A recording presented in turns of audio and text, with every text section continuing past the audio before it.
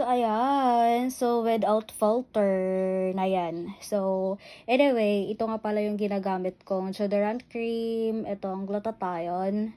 So, meron siyang 48 hours protection sa ating armpit. Tingnan nyo to. Ayan siya yung armpit ko without filter. Diba? Wait lang, ipopokus nga natin. So, ito yung left hands ko. Ayan.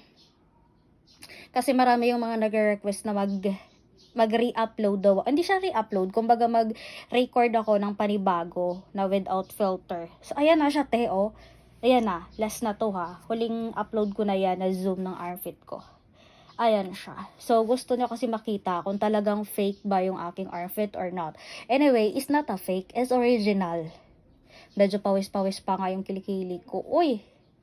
Ayan, it's original, not fake. Hindi ko yan binili sa Shopee para idikit lang dyan yung aking kilikili auntie ko. Ayan siya. So, ganyan naman pag dinown ko yung armpit ko. Medyo merong may dark line dyan, pero it's okay. Carry na yan siya. Ayan siya, auntie ko. Kiss na. Ha? Ayan ha. Sana naman matuwa na kayo, auntie ko.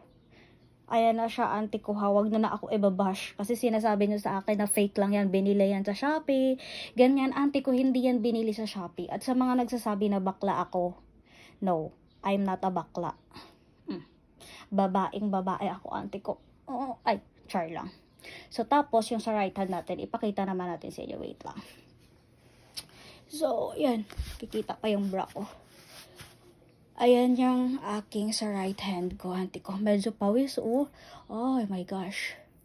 It's sweating. Yan. Medyo pawis yung kilikili ko dahil pinatay ko nga yung electric fan, auntie ko. Ayan. Ganyan siya pag binaba. So, pagpasensyahan nyo na pag medyo pawis yung kilikili ko. Pero naglagay naman ako ng deodorant cream kanina pagkatapos ko maligo. Ayan. So, hindi na ako pwede maglagay ulit dahil pawis na yung kilikili ko. Ayan siya. So, bukas ulit tayo maglagay ng panibagong deodorant sa ating kilikili. Wait lang. Yan siya. Medyo pawis, pero it's okay lang yan siya. Auntie ko, carry lang yan. Medyo haba-habaan natin yan. Ayan, tumutulo na pala dito. Haba-habaan natin yung video natin na umabot siya ng 3 minutes para naman na hindi na ako mag-upload ng next na ganitong zoom last na to. Kasi yung una ko kasing upload, medyo may filter yun. Kasi nirecord ko nga yun sa TikTok na video. So, alam naman natin yung TikTok, kahit tanggalan mo talaga yan ng filter, meron talaga siyang filter na nakalakip na. Pero ito is original to na video ng cellphone ko na iPhone.